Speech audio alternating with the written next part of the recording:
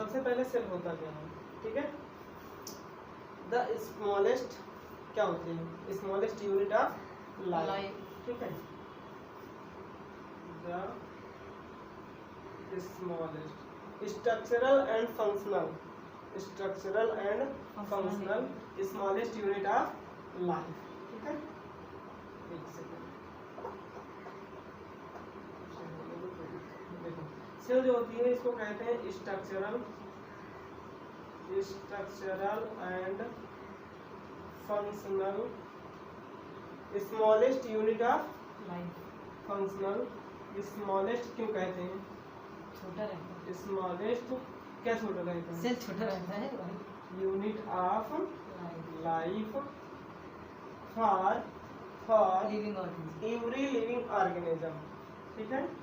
For every living organism, ठीक है। देखो अगर हम सेल यहाँ पे स्मॉलेस्ट की बात करते हैं, स्मॉलेस्ट यूनिट होता है सबसे छोटा, ठीक है। देखो जो हमारा सेल्स होता है इसका निर्माण कैसे होता है ये बताओ, सेल्स का फॉर्मेशन कैसे होता है, नहीं पता। देखो सेल्स का फॉर्मेशन होता है, ठीक है। ये सब आपके क्या है, ऑर्गन्स, ये सब आपके केमिकल्स हैं, कंपाउंड है, छोटे छोटे टुकड़े हैं, ठीक है। इनको हम मान लेते हैं केमिकल्स, क्या मानते हैं, केमिकल या पार्टिकल्स, क्या मानते हैं, पार्टिकल्स, ठीक है। इतनी बात समझ में। अब यही पार्टिकल्स मिलाकर के क्या बनाते हैं, सेल, क्या बनाएंगे, सेल बनाएंगे।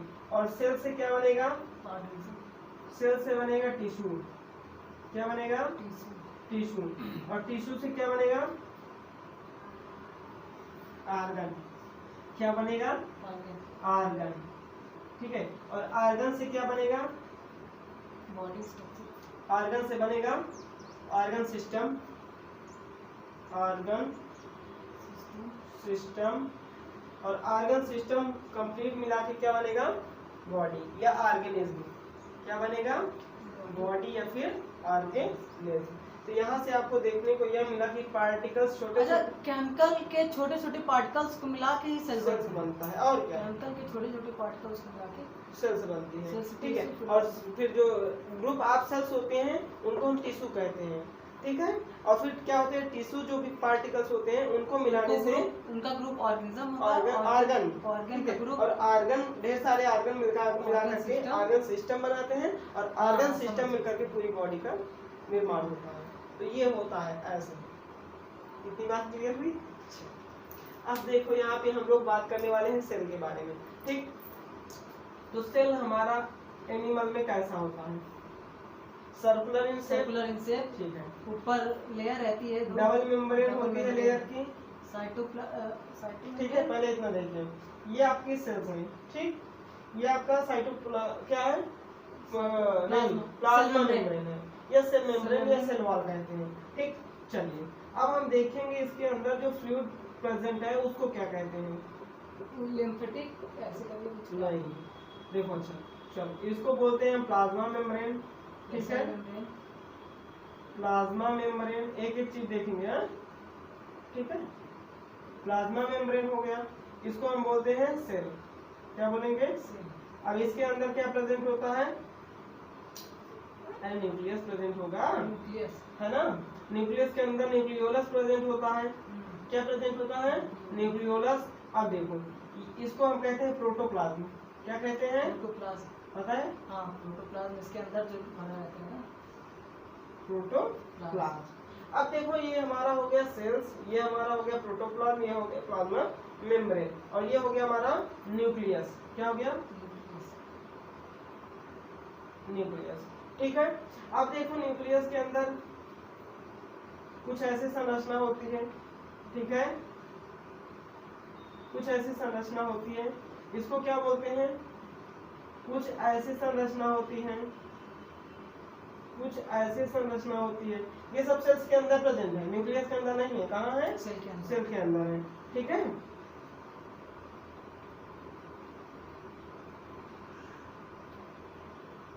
इसका नाम बताओ तुम, मैम ने बताया था। चलो बताओ। पता नहीं क्या बताया। अरे देखो ये न्यूक्लियस है आपका, ठीक, हाँ। मैंने ये लिख दिया, ये न्यूक्लियोलस है। इसके अंदर जो प्रेजेंट होता है वो क्या होता है? न्यूक्लियोलस। न्यूक्लियस के अंदर जो प्रेजेंट होता है वो उसको न्यूक्लियोलस बोलते हैं, ठीक है। ये हो गया। अब इसके अंदर क्या प्रेजेंट है? न्यूक्लियोप्लाज्म। क्या प्रेजेंट है? न्यूक्लियोप्लाज्म भी प्रेजेंट है। न्यूक्लियोप्लाज्म। अब यहाँ न्यूक्लियोप्लाज्म क्या होता है? न्यूक्लियस के अंदर प्रेजेंट फ्लूइड को न्यूक्लियोप्लाज्म कहते हैं। फ्लूइड? हाँ, तरल पदार्थ।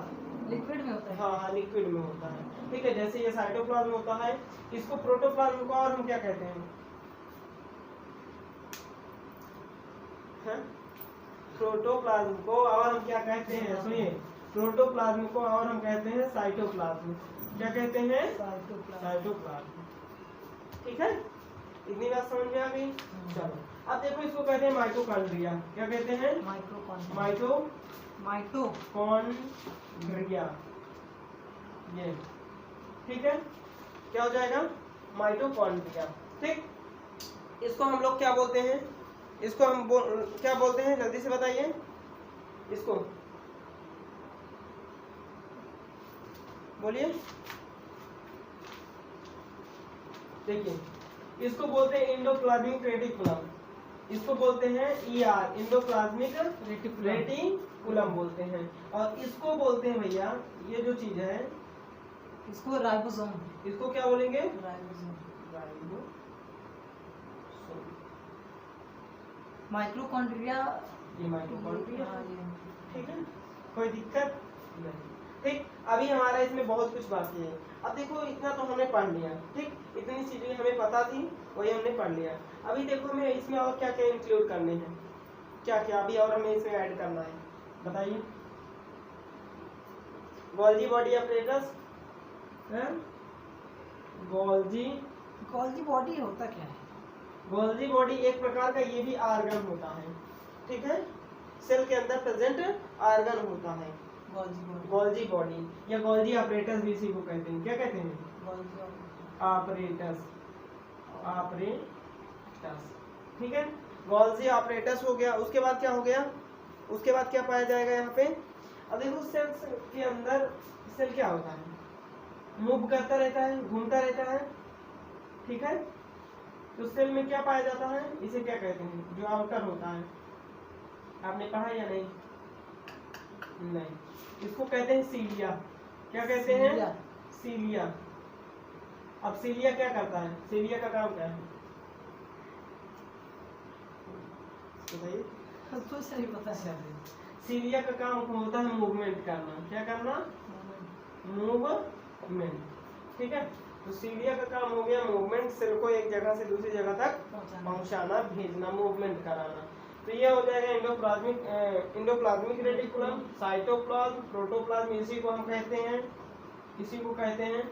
ये न्यूक्लियोलस हो गया, राइबोसोम हो गया, ये सेल हो गया, ये सेल वॉल हो गया, प्लाज्मा मेम्ब्रेन हो गया, ये न्यूक्लियोप्लाज्म हो गया, न्यूक्लियस हो गया, माइटोकॉन्ड्रिया हो गया, ये राइबोसोम हो गए। अभी और आपके ऑर्गन्स कुछ बचे हुए हैं, ठीक है। चलिए हम इनको मान लेते हैं। अच्छा, सर ने बताया था लाइसोसोम्स का कार्य क्या होता है? वो फोटोसिंथेसिस कराना। मारेंगे महाराज। और राइबोसोम का कार्य क्या होता है? चलिए बताइए, ये दो चीज आप बताइए। राइबोसोम का मतलब होता है फोटोसिंथेसिस कराना। नहीं, यही है भैया। फोटोसिंथेसिस करवाना नहीं होता है। सुनिए, राइबोसोम बता रहे हैं। बताइए। राइबोसोम प्रोटीन सिंथेसिस, फोटोसिंथेसिस, ठीक है। तो ये लाइसोसोम्स क्या करते हैं? लाइसोसोम्स किल करते हैं। किनको किल करते हैं? हार्मफुल सेल्स को, ठीक है। सेल्स। हाँ, सेल्स को ये किल करते हैं, हार्मफुल सेल्स को नहीं। कैसे किल करेंगे? अब मान लीजिए आपको भोजन नहीं मिला है, ठीक है। तो आपके अंदर के क्या है? एक प्रकार का लाइसोसोम्स आपके अंदर HCl भी है। क्या है? HCl। अगर आप भोजन नहीं किए तो आपके क्या होगा? HCl का सेक्रेशन होगा, और जो उसके अंदर, उसके नजदीक जो भी सेल्स होंगे उस पे अटैक करेगा, डैमेज करता जाएगा। तो एक तरह से लाइसोसोम्स हो जाएगा, ठीक है। तो यहाँ पे लाइसोसोम्स भी प्रेजेंट होता है, ठीक है। इतने ढेर सारी सेल के अंदर present ये सब ऑर्गन्स प्रेजेंट होते हैं, सब पूरा किसके अंदर, सेल के अंदर। अब चलिए इसको हम क्लियर एक सेल का पहले वो बनाएंगे स्ट्रक्चर, ठीक है, बताते हैं। तो अब यहाँ पे हम लोग देखने वाले हैं सेल के अंदर कितने कितने ऑर्गेनेल्स प्रेजेंट हैं, ठीक है। चलिए देखते हैं।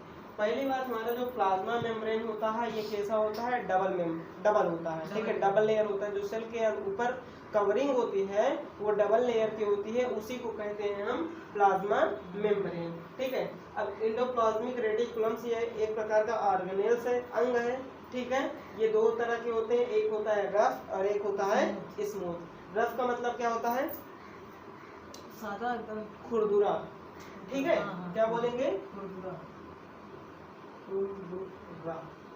खुरदुरा, ठीक है। और स्मूथ का मतलब हल्का, सॉफ्ट, चिकना, है ना, चिकना, ठीक है। ये बात आपको याद रखना है। अब आइए साइटोसोल्स। साइटोसोल्स का मतलब होता है, साइटो मीन्स होता है सेल्स और सोल मीन्स होता है उसको कवर करना, ढकना, सोल, है ना, तो उसको क्या कहते हैं, साइटोसोल्स, ये भी प्रेजेंट होता है। अब आइए हम बात करते हैं लाइसोसोम्स। लाइसोसोम्स क्या होता है, लाइसोसोम्स ऐसा ऑर्गन होता है, ठीक है, जो वहाँ पे अगर सेल्स के अंदर या न्यूक्लियस के अंदर जो भी सेल्स डेड हो जाती हैं उनको क्या कहा जाता है, खा जाता है, वहाँ से उनको खत्म कर देता है, नष्ट कर देता है। जो खराब चीजें जो खराब चीजें होती हैं सेल्स के अंदर, ठीक है, उनको ये खत्म कर देता है। ये वेसिकल्स भी होते हैं। वेसिकल्स क्या होते हैं बताइए, वेसिकल्स क्या होते हैं। वेसिकल्स ऐसे जगह होता है, एक पॉइंट होता है, ठीक है, ऐसे बना होता है सेल्स में, जहाँ से क्या होते हैं, जहाँ से और कुछ हमारे लिए सेल्स के लिए इम्पोर्टेंट क्या होते हैं, चीज, न्यूट्रिशन समझ लो, आते हैं, ठीक है। राइबोसोम्स, राइबोसोम्स क्या करते हैं, प्रोटीन सिंथेसिस का कार्य करते हैं। सीलिया मूवमेंट में उसको सहायक होती है।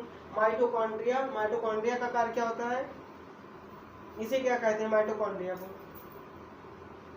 बस एक एक लाइन में याद रखो बस, जैसे मैंने अभी इनको सबको बता दिया, अब सारे इसे पूछ लिए। सीलिया का काम क्या होता है, सीलिया का काम होता है मूवमेंट करवाना, ठीक है। उसी तरह से माइटोकॉन्ड्रिया होता है, माइटोकॉन्ड्रिया को हम कहते हैं power of energy, power of, उसको पावर ऑफ एनर्जी, शक्ति गृह कहते हैं ना, power house of energy, power house of energy, शक्ति गृह कहते हैं ना। तो ये हो जाएगा हमारा माइटोकॉन्ड्रिया। इसका स्ट्रक्चर कैसे होता है, इसका स्ट्रक्चर याद रखो।